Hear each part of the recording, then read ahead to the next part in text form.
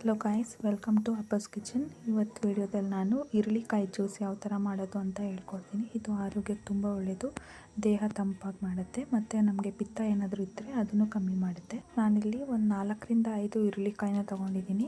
ಇದನ್ನು ನಾವು ಮಧ್ಯಕ್ಕೆ ಕಟ್ ಮಾಡ್ಕೊಳ್ಬೇಕು. ನಮಗೆ ರಸ ನೀಟಾಗಿ ಬರಬೇಕು ಅಂದರೆ ಬೆಚ್ಚಗಿರೋ ನೀರಲ್ಲಿ ಈರುಳ್ಳಿಕಾಯಿನ ನೆನೆಸಿಟ್ಟು ಆಮೇಲೆ ತೆಗಿಯೋದ್ರಿಂದ ನಮಗೆ ಅದರಲ್ಲಿರೋ ರಸ ತುಂಬ ಚೆನ್ನಾಗಿ ಬರುತ್ತೆ. ಮತ್ತು ಒಳಗಡೆ ಇರೋ ಬೀಜ ಎಲ್ಲನೂ ತಗೊಬೇಕು, ಇಲ್ಲ ಕಹಿ ಬಂದುಬಿಡುತ್ತೆ. ನಾನು ಅದನ್ನು ಒಂದು ಬೌಲಿಗೆ ಹಿಂಡ್ಕೊತಾ ಇದ್ದೀನಿ. ನಾನು ಎಲ್ಲ ಈರುಳ್ಳಿಕಾಯಿನೂ ಒಂದೊಂದಾಗಿ ಹಿಂಡ್ಕೊತಾ ಇದ್ದೀನಿ. ಲಾಸ್ಟಲ್ಲಿ ಸಿಪ್ಪೆನ ಎಸೆಯೋಕ್ಕೆ ಹೋಗಬೇಡಿ, ಇದರಿಂದ ನಾವು ಉಪ್ಪಿನಕಾಯಿನೂ ಮಾಡ್ಬೋದು. ಮತ್ತು ಎಲ್ಲ ಸೂರ್ಯನ ಹತ್ರ ಇಟ್ಟು ಅದನ್ನು ಡ್ರೈ ಮಾಡಿ ಆ ಪೌಡರ್ನ ಬೇಕಾದ್ರೆ ತಲೆಗೆ ಏರ್ ಪ್ಯಾಕ್ ಥರ ಯೂಸ್ ಮಾಡಿದ್ರೆ ಡ್ಯಾಂಡ್ರಫ್ ಎಲ್ಲ ಕಮ್ಮಿ ಆಗುತ್ತೆ. ಇವಾಗ ನನಗೆ ಇಷ್ಟು ಈರುಳ್ಳಿಕಾಯಿ ಜ್ಯೂಸ್ ಸಿಕ್ಕಿದೆ. ಅದರಲ್ಲಿ ನಾನು 1 ಕಪ್ ಈರುಳ್ಳಿಕಾಯಿ ಜ್ಯೂಸ್ ಹಾಕ್ಕೊಂಡಿದ್ದೀನಿ ಮತ್ತು ಸ್ವಲ್ಪ ಉಪ್ಪು ಹಾಕ್ಕೊಂಡಿದ್ದೀನಿ.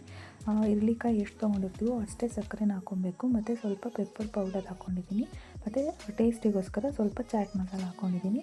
ಅದಕ್ಕೆ ಎಷ್ಟು ಬೇಕಷ್ಟು ನೀರು ಹಾಕ್ಕೊಂಡಿದ್ದೀನಿ. ನಾನಿಲ್ಲಿ 2 ಕಪ್ ನೀರು ಹಾಕ್ಕೊಂಡಿದ್ದೀನಿ. ನೀವು ಬೇಕಿದ್ರೆ ಇನ್ನೂ ಜಾಸ್ತಿ ಹಾಕ್ಕೊಳ್ಳಿ. ಅದನ್ನು ಚೆನ್ನಾಗಿ ಮಿಕ್ಸ್ ಮಾಡ್ಕೊಬೇಕು. ಇದನ್ನು ಸಕ್ಕರೆ ಕರ್ಕೋವರೆಗೂ ಮಿಕ್ಸ್ ಮಾಡಿಕೊಂಡು ಇದನ್ನು ಸ್ಟ್ರೈನ್ ಮಾಡ್ಕೊಂಡಿದ್ದೀನಿ. ಹೀಗೆ ಎಂಟಿ ಸ್ಟಮಕ್ಕಲ್ಲಿ ಈ ಜ್ಯೂಸ್ನ ಕುಡಿಯೋದ್ರಿಂದ ತುಂಬ ಒಳ್ಳೆಯದು. ಬೇಕಿದ್ರೆ ಶುಗರ್ ಬದಲು ಹನಿನೂ ಯೂಸ್ ಮಾಡ್ಬೋದು. ಆ ಪಿತ್ತದಿಂದ ಯಾರಿಗೆಲ್ಲ ವಾಮಿಟ್ ಆಗ್ತಾ ಇರುತ್ತೆ ಅವರು ಕಂಟಿನ್ಯೂಸ್ 1 ವೀಕ್ ಕುಡಿಯೋದ್ರಿಂದ ಪಿತ್ತ ಎಲ್ಲ ಕಮ್ಮಿ ಆಗುತ್ತೆ. ನೋಡೋದ್ರಲ್ಲ 2 ಮಿನಿಟ್ಸಲ್ಲಿ ಯಾವ ಥರ ಹೆಲ್ತಿಯಾಗಿ ಒಂದು ಡ್ರಿಂಕ್ ರೆಸಿಪಿನ ಮನೇಲಿ ಟ್ರೈ ಮಾಡ್ಬೋದು ಅಂತ. ಈ ರೆಸಿಪಿನ ನೀವು ಮನೇಲಿ ಟ್ರೈ ಮಾಡಿ ಮತ್ತು ನನಗೆ ಯಾವ ಥರ ಬಂತು ಅಂತ ಕಮೆಂಟ್ ಸೆಕ್ಷನಲ್ಲಿ ತಿಳಿಸಿ. ನೆಕ್ಸ್ಟ್ ಯಾವ ರೆಸಿಪಿ ಮಾಡಬೇಕು ಅಂತಲೂ ಕಮೆಂಟ್ ಮಾಡಿ, ನಾನು ಆ ರೆಸಿಪಿನ ಟ್ರೈ ಮಾಡ್ತೀನಿ. ಈ ವಿಡಿಯೋ ನಿಮ್ಗೆ ಇಷ್ಟ ಆಗಿದ್ರೆ ಪ್ಲೀಸ್ ಒಂದು ಲೈಕ್ ಮಾಡಿ, ಶೇರ್ ಮಾಡಿ ಮತ್ತು ನಿಮ್ಮ ಫ್ಯಾಮಿಲಿ ಆ್ಯಂಡ್ ಫ್ರೆಂಡ್ಸ್ಗೂ ಶೇರ್ ಮಾಡಿ.